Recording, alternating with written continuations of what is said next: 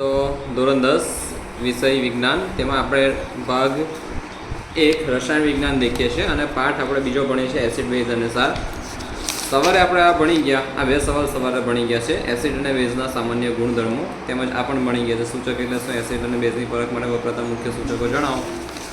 તો અત્યારે આપણે દેખીએ કે આ જે બી એસિડ છે, બેઝ છે, તે લાલ લીટસ પત્રને, ભૂરા લીટસ પત્રને, ફિનોલ્ફથેલિન દ્રાવણને, મિથેનોલ દ્રાવણને શું અસર કરે. હવે આ દેખવું, આ કોષ્ટક દેખવું, કોષ્ટક 2.1 દેખવું અગત્યનું છે. ઘણા વિદ્યાર્થી પૂછે કેમ કે આ યાદ રાખવું અઘરું છે એવું કહે, તો તેની પહેલાં એટલું વસ્તુ દેખી લો કોને એસિડ કહેવાય ને કોને એસિડ ના કહેવાય. તો દેખીએ HCl છે, જેને HCl છે જેને હાઇડ્રોક્લોરિક એસિડ કહેવાય, H2SO4 છે જેને સલ્ફ્યુરિક એસિડ કહેવાય, HNO3 છે જેને નાઇટ્રિક એસિડ કહેવાય, CH3COOH છે અને મિથેનોઇક એસિડ કહેવાય. બરાબર. તો HCl છે, આ બધા શું છે? એસિડ છે. આ બધા એસિડ છે, જ્યારે આ બધા શું છે? બેઝ છે. તો મેં તમને સવારે જ કીધેલું એસિડની ટ્રીક આપેલી એ ભૂલા અને બેઝની ટ્રીક આપેલી બે લભુ. તમારે ખાલી એ ભૂલા યાદ રાખવાનું કે એસિડ ભીના ભૂરા લીટસ પત્રને લાલ બનાવે છે, જ્યારે બેઝ લાલ લીટસ પત્રને ભૂરું બનાવે છે. તો હવે આ લીટસ પત્રમાં આપણે દેખીએ લાલ લીટસ પત્રને લાલ, તો આ તો ભૂરાને લાલ બનાવે ને, એટલે એસિડ લાલમાં કોઈ અસર કરે નહીં. જો ફરીથી દેખો, એસિડ ભીના ભૂરા લીટસ પત્રને લાલ બનાવે, તો અહીં ભૂરા લીટસ પત્ર દેખો, ભૂરા લીટસ પત્ર તે લાલ બનાવશે, ચારે એસિડ દેખો લાલ બનાવશે. પણ હવે લાલ લીટસ પત્ર હોય તો તેને ભૂરું ના બનાવે. લાલ લીટસ પત્રને ભૂરું કોણ બનાવે? બેઝ બનાવે, હે ને. લાલને ભૂરું કોણ બનાવશે? બેઝ બનાવશે. બરાબર. એટલે જો આ એસિડ હોય તો લાલ લીટસ પત્રને કોઈ અસર કરે નહીં, એટલે રંગ પરિવર્તન કરે નહીં કે રંગ બદલશે નહીં. જ્યારે દેખો એસિડ છે ચારે, તો આ ચારે એસિડ આપણે દેખીએ HCl છે, H2SO4 છે, HNO3 છે, CH3COOH છે, આ બધા એસિડ છે. આ શું છે? બધા એસિડ છે. જ્યારે નીચેથી તમે દેખો છો આ બધા શું છે? બેઝ છે. તો દેખો, તો આ એસિડ છે તે ભૂરા લીટસ પત્રને લાલ બનાવે, આપણે દેખી ગયા. ટ્રીક પણ આપેલી, એસિડ ભીના ભૂરા લીટસ પત્રને લાલ બનાવે છે. જ્યારે બેઝ છે, જો એ ભૂરું લીટસ પત્ર હોય અને બેઝ હોય તો કોઈ રંગ પરિવર્તન કરે નહીં, કેમ કે બેઝ તો લાલને ભૂરું બનાવે છે ને, ભૂરાને તો ભૂરું રાખશે. ખબર પડે છે? બેઝ શું કરે છે? આ લાલ લીટસ પત્રને ભૂરું બનાવે છે, પણ ભૂરાને તો ભૂરું રાખશે, તો કોઈ રંગ પરિવર્તન કરે નહીં. હવે દેખીએ HCl છે, એસિડ છે, H2SO4 એસિડ, HNO3, CH3COOH આ બધા એસિડ છે. તો તે ફિનોલ્ફથેલિન દ્રાવણને રંગવિહીન કરે. હવે વિહીન એટલે શું? વગરનું. રંગવિહીન એટલે રંગ વગરનું. રંગવિહીન એટલે રંગ વગરનું. ફિનોલ્ફથેલિન દ્રાવણના એસિડ કેવા કરે? રંગ વગરના કરે. જ્યારે આ જે બી આ બેઝ છે તે ફિનોલ્ફથેલિન દ્રાવણ કેવું કરે? ગુલાબી બનાવે. કેવું બનાવશે? ગુલાબી બનાવશે. બરાબર. હવે દેખીએ આ બધા એસિડ છે તે મિથાઇલ ઓરેન્જનું દ્રાવણ કેવું બનાવે? લાલ બનાવે. જ્યારે બધા બેઝ છે તે મિથાઇલ ઓરેન્જનું દ્રાવણ કેવું બનાવે? પીળું બનાવે. છોકરાઓ એક વાત કહું, આટલું કહેવાય ને પેપર હાર્ડેસ્ટ આવે ને તો આમાંથી સવાલ આવી શકે છે. તોય કદાચ આ બે તો સવાલ આવે પરીક્ષામાં, આમાંથી તો સવાલ આવી જાય, પણ આમાંથી એકદમ હાર્ડ થાય ને તો સવાલ આવે. બરાબર છે. પણ તો આ ઇઝી છે. શું ઇઝી છે? મેં તમને ટ્રીક આપેલી કે એસિડ પહેલાં યાદ રાખ, પહેલાં એસિડ દેખો ને એ ભીના ભૂરા લીટસ પત્રને લાલ બનાવે છે, જ્યારે બેઝ ભીના લાલ લીટસ પત્રને ભૂરું બનાવે છે. પણ જો ભૂરું લીટસ પત્ર હોય તો બેઝ કંઈ અસર કરે નહીં, તેવું રાખશે, રંગ પરિવર્તન કરે નહીં.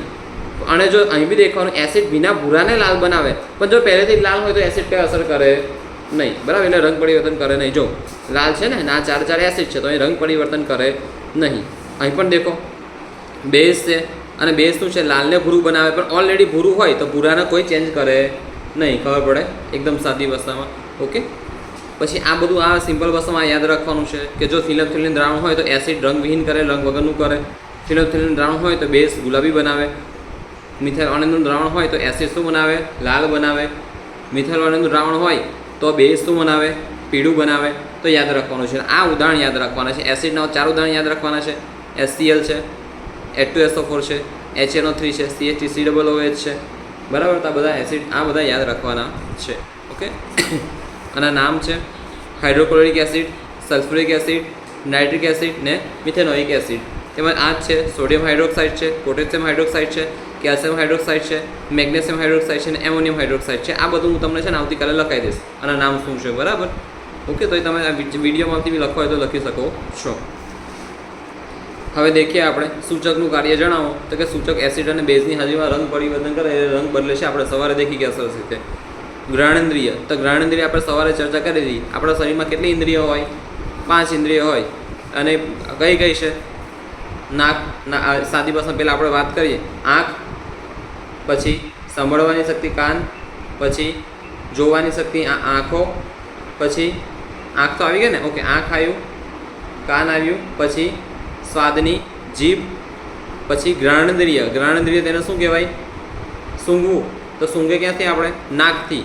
ઘ્રાણેન્દ્રિય એટલે ઘ્રાણ એટલે સૂંઘવું, સૂંઘવાની શક્તિ તમારી. અને છેલ્લી કઈ? સ્પર્શ, ટચ કરવું. તો આ 5 ઇન્દ્રિય છે તેમાંથી ઘ્રાણેન્દ્રિય સૂચક કોને કહેવાય?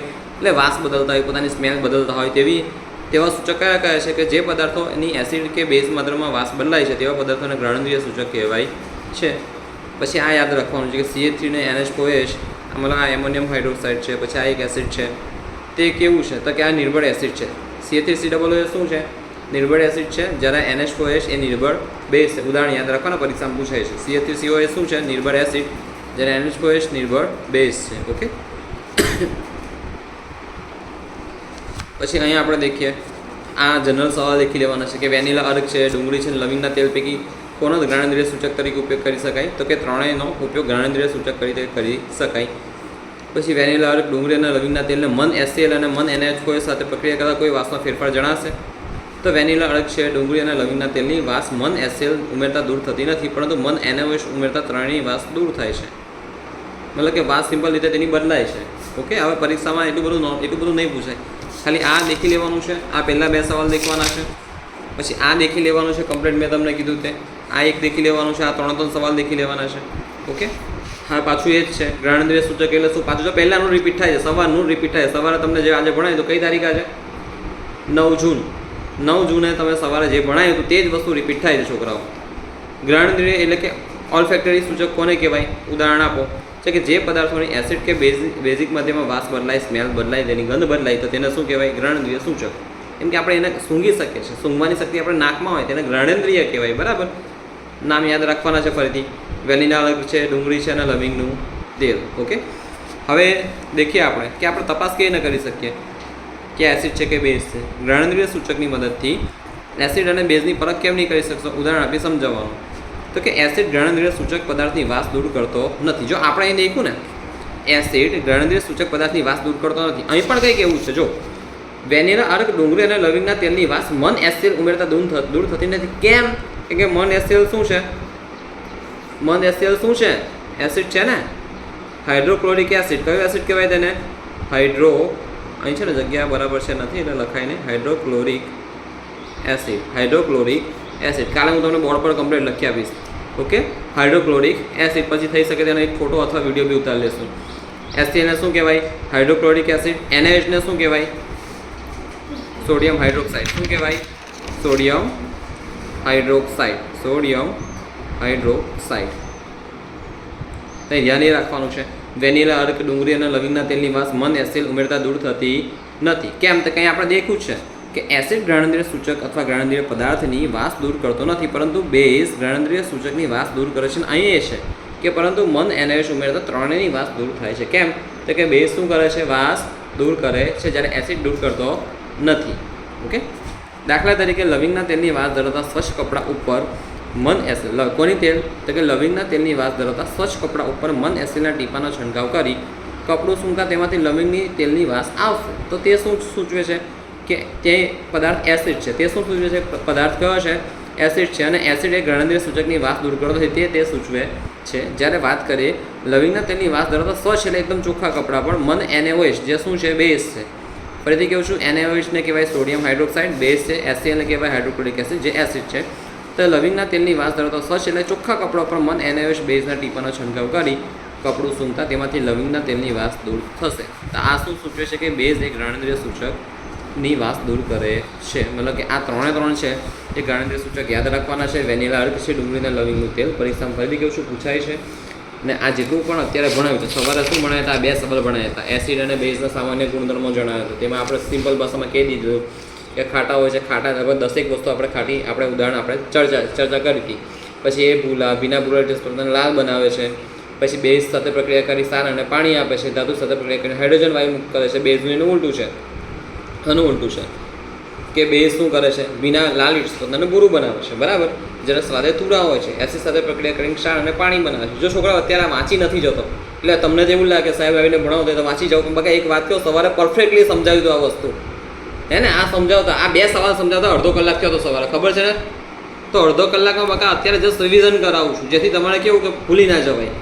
પણ અડધો કલાક મેં સવાલ લીધો આ બધું આ બંને સવાલ સમજાવતા. એટલે શાંતિથી બકા કેવું છું, કોઈ પણ જો લેક્ચર મિસ કરતા હોય તો લેક્ચર મિસ ના કરતા સવારનો, બાકી તકલીફ પડશે ને આપણે નહીં આગળ જઈને. ઓકે, તમને એવું લાગતું હોય કે ના અમે પરીક્ષા આવશે ને તે વખતે વાંચી લેશું, જે છોકરા એવું મનમાં એવો ભ્રમમાં રહેતા હોય તો રહેતા ના ભાઈ. આ બોર્ડનું પેપર છે, કંઈ પણ રીતે લેવાઈ જશો છોકરાઓ છેલ્લે પછી, કેમ કે આ તમને શું લાગે એક દાડામાં યાદ રહેલા ના રહે, પેલા સમજવું પડે કમ્પ્લેટ. એક દાડામાં તમે ઓછામાં ઓછા 2-3 સવાલ કરો ને એક વિષયમાં, તો આરામથી સરસ માર્ક્સ આવી જાય. હવે ધ્યાન સૂચકતા આપણે દેખેલું કે એસિડ અને બેઝની હાજરીમાં રંગ પરિવર્તન કહેવાય, તેને સૂચક કહેવાય છે. પછી અલગ અલગ સૂચક દેખેલા, બરાબર છે? આ સૂચકના નામ યાદ રાખી લેવાના, ગ્રહણદ્ર સૂચકના નામ યાદ રાખી લેવાના. આ બંને સવાલ કમ્પ્લીટ કાલે ટેસ્ટમાં લખવાના છે. પછી આયરું છે તેમાં ફક્ત તમારે આ 2 જ લખવાનું છે, પણ આ પણ યાદ રાખી લેજો, બરાબર છે? આજે યાદ કરી લો, પરીક્ષામાં પૂછાય ના પૂછાય કોઈ વાંધો નહીં, પણ કરી લો યાદ. પછી આ 1, 2, 3 આયરા સવાલ, પછી આ બંને સવાલ, ઓકે? પછી આ બંને સવાલ આવતીકાલે ટેસ્ટ હશે. એટલે કેટલા સવાલ થયા? 1, 2, 3, 4, 5, 6, 7, 8, 9 સવાલ થયા. તેમાંથી 4-5 નાના સવાલ છે. પછી આખું કોષ્ટક આવતીકાલે કરવાનું થશે, તો ક્લાસ તમારો પૂરો થાય છે.